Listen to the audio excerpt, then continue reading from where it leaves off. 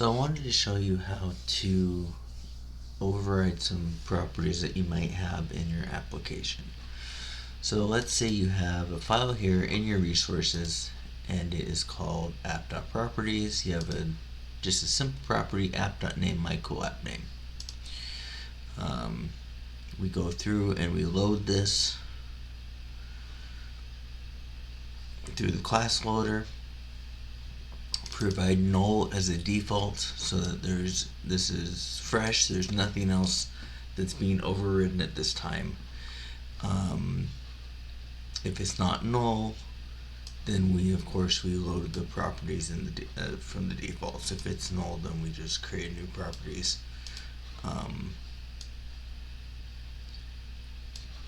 Object, and then load it and return.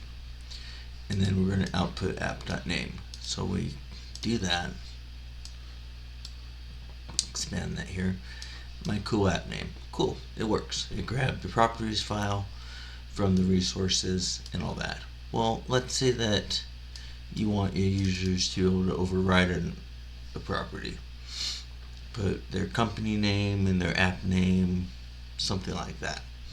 So we're going to change, we're going to do an override, and app name is now my real app name. And so now, this is outside of the project. It's just a file in the file system.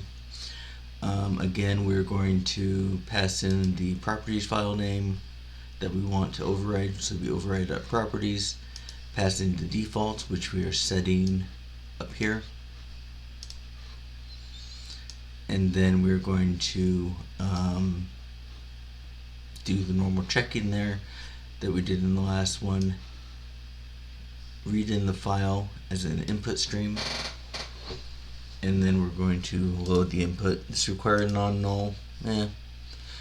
It might be good to have, might not. My if statement pretty much checks, make sure it's there. So if we do props equals override properties, and we'll put in our file name and add the properties that we're going to be overriding there, and hit play. Now you can see it says my real app name. So just some interesting